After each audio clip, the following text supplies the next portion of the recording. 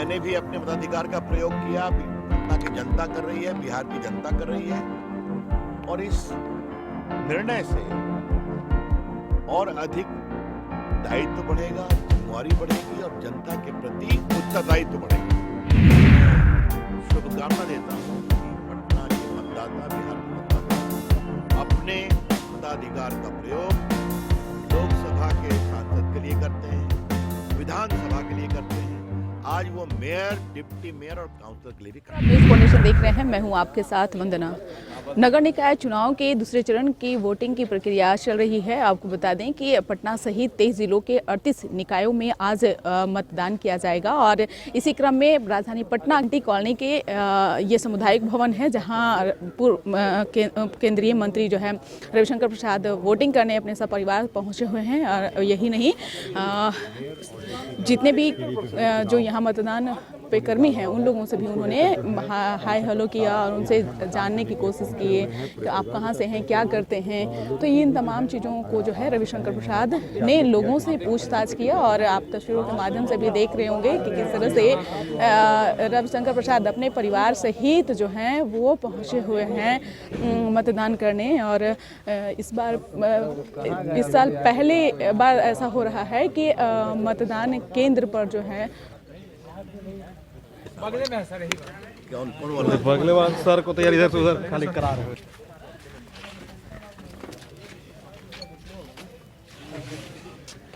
आप क्या हैं? आप देख के कहाँ से बताइएगा हमको? नहीं गए हैं?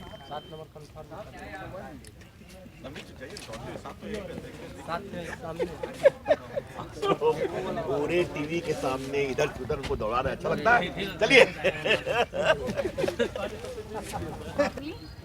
हाँ जी, इस बार पहली बार है कि डिप्टी मेयर और मेयर का चुनाव खुद जनता कर रही है इतने सालों के अच्छा है, गुड। बाद। क्या लगता है कि इस बार जो जनता चुनी है काम होगा?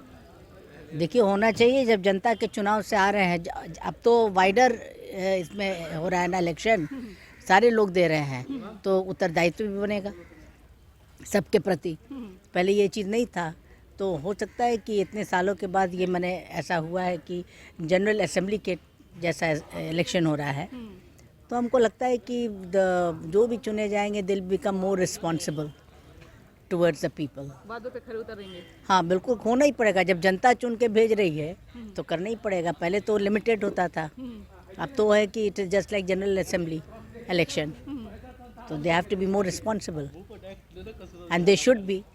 उनके लिए भी ये एक अनुभव होगा कि हमको कितनी जिम्मेवारी निभानी है, और हम लोग के लिए भी अच्छा है।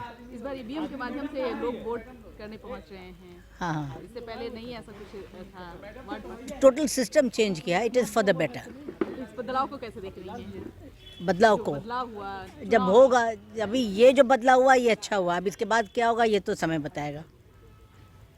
क्या नाम है आपका? शिक्षक हैं सर। चलिए ठीक है, खींच लिया आपने? आपके चेहरे का लेंगे सर केवल।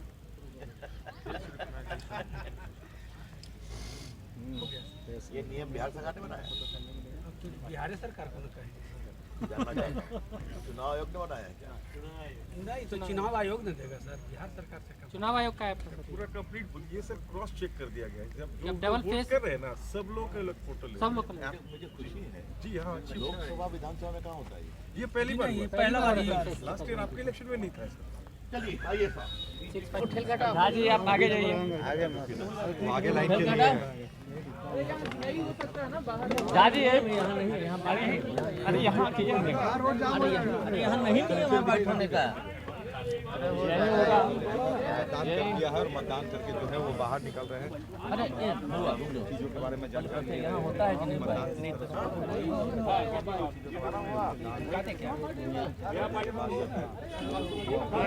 आगे ले लीजिए, आगे ले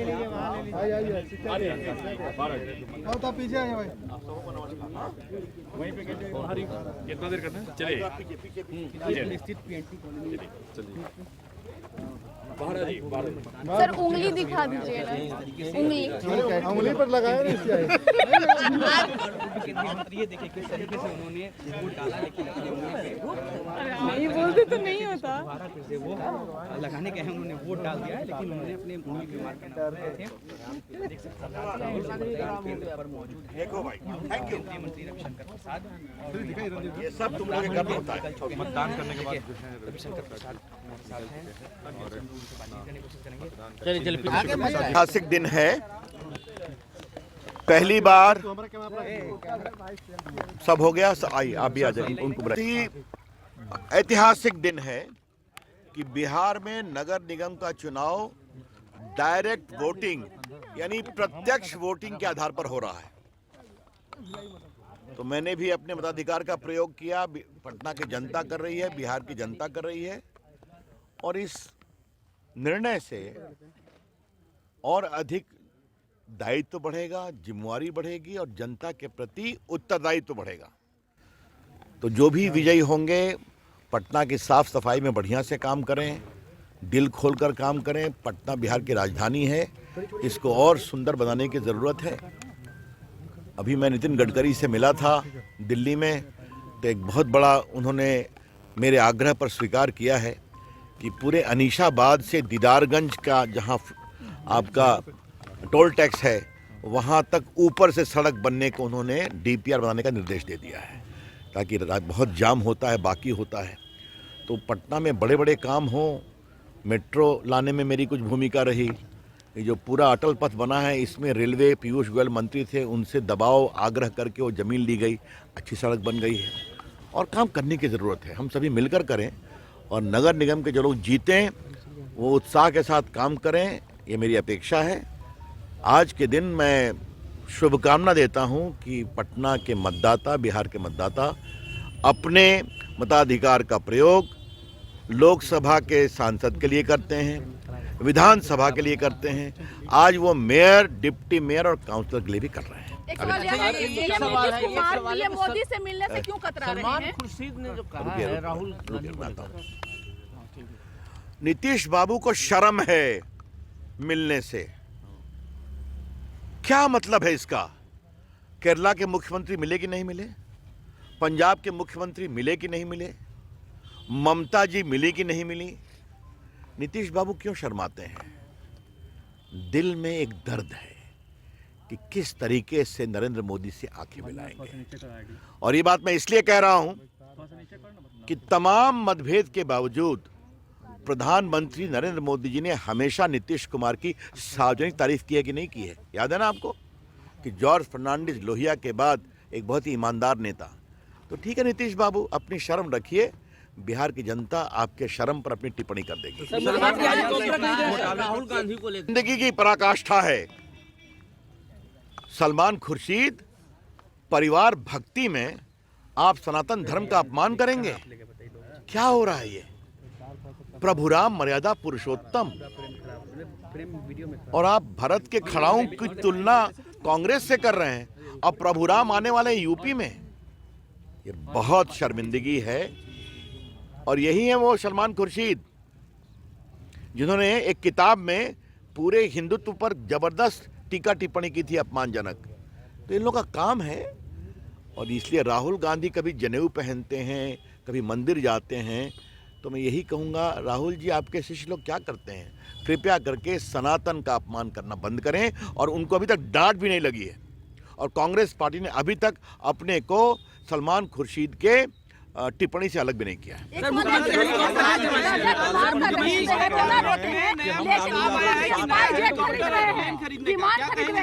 अब ऐसा है, नीतीश बाबू हवाई जहाज चलें, हेलीकॉप्टर चलें, देश के प्रदेश के गरीबों की भी चिंता करें, दुखियों की भी चिंता करें तो अच्छा लगेगा। IRCTC घोटाले में सर बीजेपी उनको फंसा रही है, लालू प्रसाद यादव को, तेजस्वी को। नीतीश कुमार कह रहे हैं अगर उनके साथ हो गए हैं तो बीजेपी के साथ।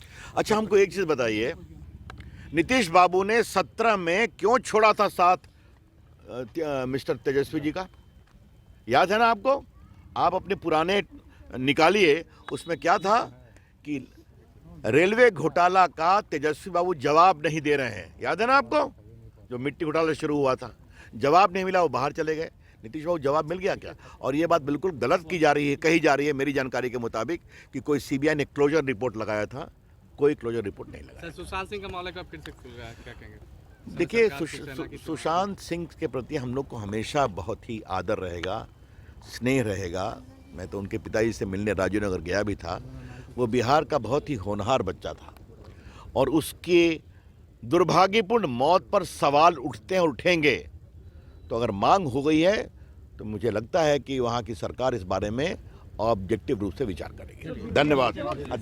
तो आप सुने थे क्या कुछ कहना था रविशंकर प्रसाद का। इन्होंने जो कुछ भी नीतीश कुमार को लेकर के बातें हो रही है बिहार में, उसको लेकर इन्होंने एक बड़ी बात कह दी। इन्होंने कह दिया कि बिहार में विशेष राज्य के दर्जे की रोना रोते हैं नीतीश कुमार और स्पाइसजेट खरीद रहे हैं, गरीब का भला नहीं कर रहे हैं। यही नहीं, इन्होंने पीएम मोदी को लेकर कहा कि नीतीश कुमार को शर्म लग रही है मिलने से, आंख में आंख नहीं मिला पा रहे हैं, इसीलिए नीतीश कुमार नहीं मिल रहे हैं प्रधानमंत्री नरेंद्र मोदी से। इसकर बस इतना ही। बने रहिए न्यूज़ पॉइंट के साथ। धन्यवाद।